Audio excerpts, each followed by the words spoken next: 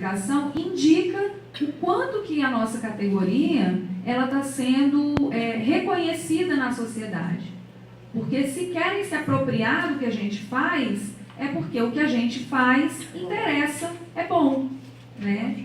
O que a gente precisa fazer nesse momento é evidenciar cada vez mais o nosso diferencial. Ser uma profissão regulamentada é um diferencial.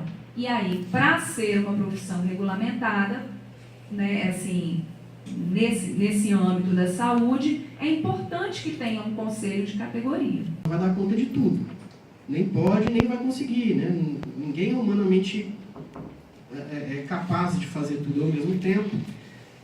E aí, em 2010, nasceu o sindicato, o SINDPC. Anteriormente até havia acontecido, havia existido um sindicato entre 1991 e 1997, mas esse sindicato foi extinto. E então nós ficamos de 97 até 2010 sem uma representação.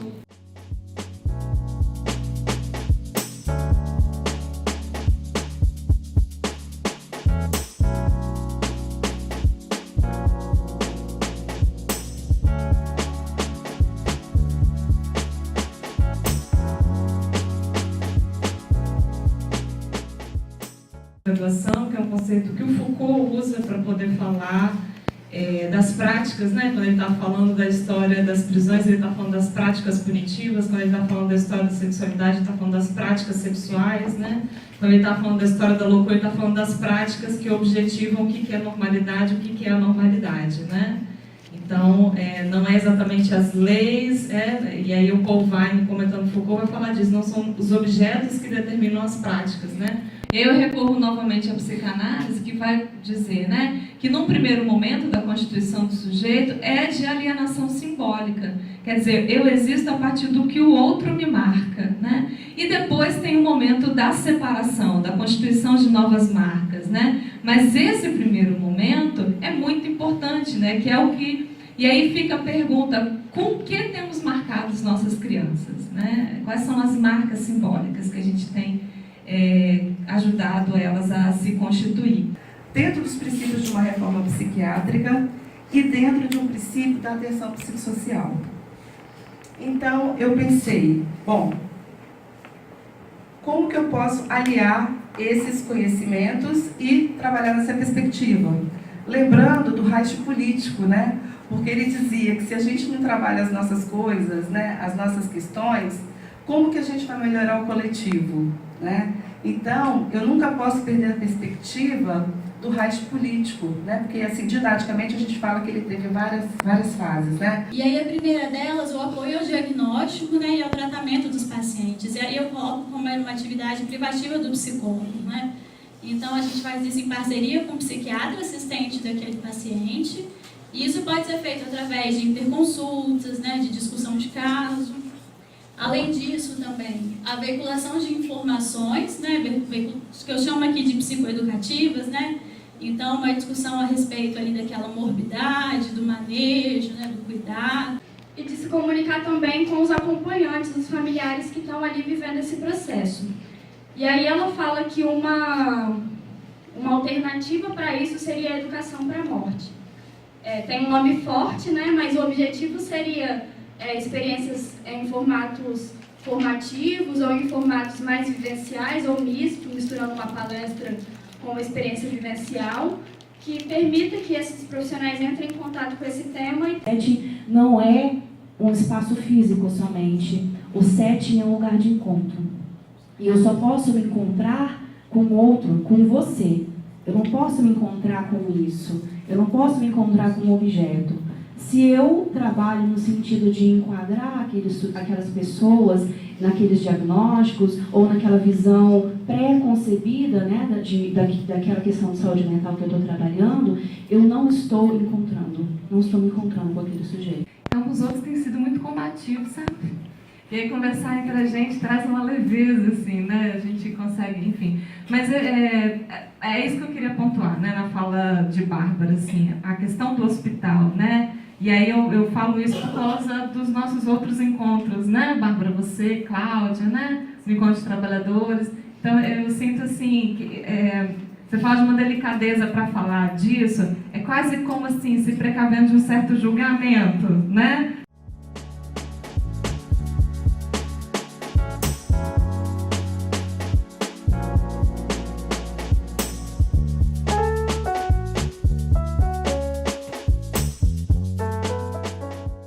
Então, vai chegar de tudo. E aí você tem a escola que pede, né, a avaliação de um aluno, você tem uma pessoa que está em surto, que tem um transtorno mais grave, que chega lá na unidade de saúde, você tem que saber como lidar para encaminhar isso para outro serviço.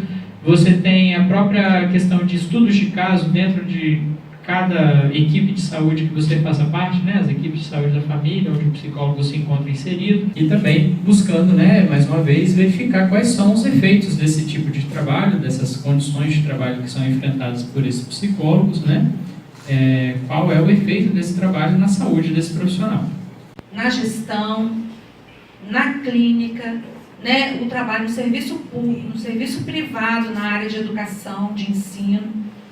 Então, várias questões que são, ou vários lugares, né, que são campo de trabalho para o psicólogo. Questão dos recursos humanos, o trabalho dentro dos hospitais, posição de super-homens e de super-mulheres. Como? Porque esperam de nós mais do que humanamente é possível para uma pessoa. Então, a gente vai falar isso através, né, dos recortes que eu faço. A escola, né, de estudos técnicos foram transformados em 2008 nos institutos federais. Uma proposta do governo da época de fazer uma expansão desses institutos para possibilitar o quê? A população a ter acesso. Porque a maioria das escolas técnicas e centros, né, federais ficavam nas regiões metropolitanas dos estados do Brasil. Eu acho que você traz uma reflexão bastante interessante e desafiadora, né? Eu, assim, do ponto de vista do Serviço Público Federal, o que eu posso trazer para você em relação aos exames periódicos é que é algo ainda um pouco incipiente, né? Porque a nossa legislação foi publicada em 2009. E aí os órgãos começaram a se organizar. A gente sabe que a gente tem uma lei, né, a 866 de licitações, então a gente não tem uma autonomia como a iniciativa privada tem, mas por outro lado a gente também entende que é necessário, né, ter essa licitação. Mas assim, os exames periódicos, eles foram colocados no Serviço Público Federal como facultativo. Então aí eu até vou deixar os colegas falarem um pouco como que é na iniciativa privada. Mas no serviço público é facultativo, então você é facultado, você é convidado a fazer, você vai responder um termo de recusa, se você não quiser fazer, ou de consentimento. Então nós temos poucos dados ainda dessas avaliações de exames periódicos, porque pelo menos no último exame que nós fizemos em 2016, 2017, a amostra de 60% dos trabalhadores, em torno foi de 40%, 50%, nem 50% fez os exames periódicos.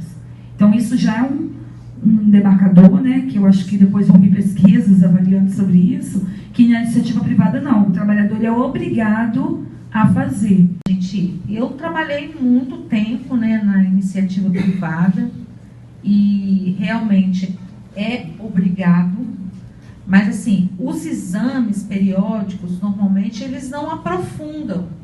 Então, você tem um médico do trabalho que vai ali, você já entra com uma folha, né, que é um padrão, e a única coisa que se faz é pedir a esse empregado para falar da sua saúde, né?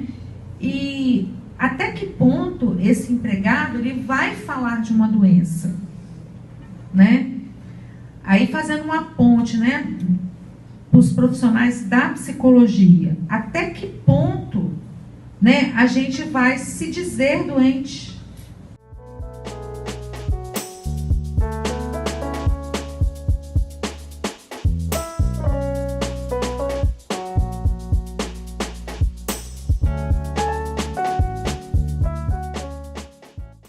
Ela traz um enfraquecimento da coordenação nacional da política, a gente fala de prejuízos da integralidade, então a gente está falando de um impacto, né,